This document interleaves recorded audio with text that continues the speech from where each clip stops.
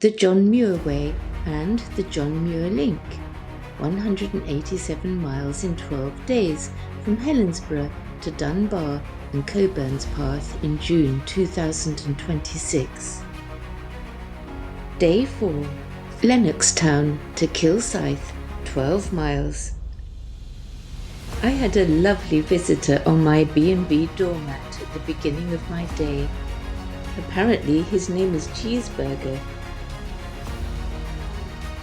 On day 4, I was back on the old Strathkelvin railway track for just over 3 miles to Kilsyth, and for once the sun was shining. It remained with me all day, apart from one heavy shower, just to spoil things. Wild strawberry flowers.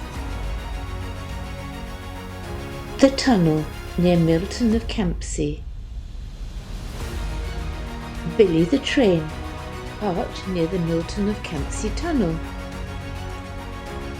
Wood Cranesbill, which has antiseptic, styptic and tonic properties.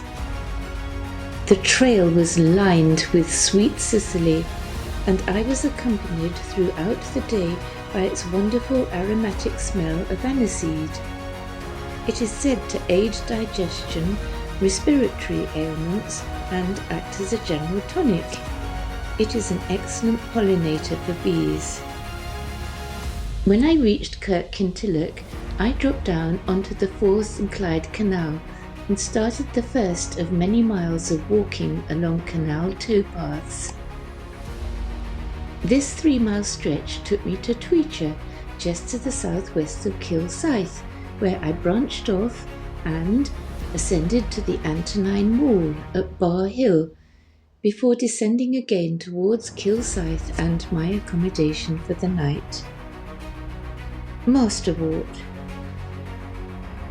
Swans on the Forth and Clyde Canal. I only saw 2 boats the whole time I was walking along the canal. This is one of them. I was amazed to experience that I had the towpaths and pretty much the whole trail to myself, although along this stretch I met and had a great chat with Jim, a local fellow walking enthusiast who had also walked many of Britain's trails. In fact, during my 12 days on the trail, I didn't meet a single person who was walking the John Muir Way. Red clover, which has traditionally been used for treating hormonal issues, skin disorders and respiratory conditions. Bar Hill, the highest point on the Antonine Wall, which guarded the northernmost frontier of the Roman Empire more than 1,800 years ago. The Antonine Wall, which was ordered by Emperor Antonius Pius, the adopted son of Hadrian, was constructed from turf on stone foundations and had 19 substantial forts along its course.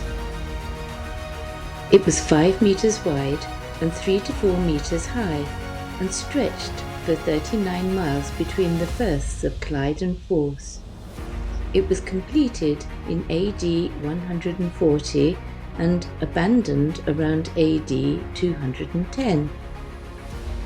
This was an amazing sight, and all the more exciting because I hadn't expected it. The vibes and views were breathtaking. I found it much more interesting than Hadrian's Wall, but was unable to explain exactly why.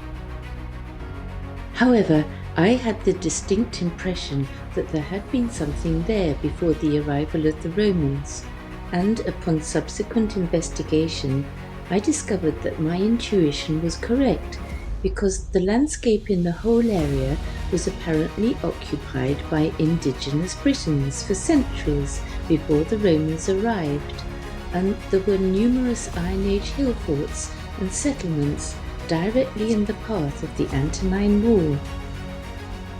I had to walk 1.5 miles up the trail down into Kilsyth to find my accommodation for the night. On my way, I passed the old Auchinstory Whinstone Quarry, which is now a popular rock climbing location. This is the High Street in Kilsyth, where I found a great coffee shop called Urban Grind. Since I was too early to book into my accommodation, I stopped and had a delicious snack and coffee there. Upon arrival at my accommodation, I discovered that there was no hot water in my room, and I had to mobilize the staff to remedy the situation. It took them hours to finally produce some hot water. Not ideal when you have walked miles and all you want to do is have a shower, do your stretches, devour some food, prep for the next day, and then crash out. Please see my day 5 video for the continuation.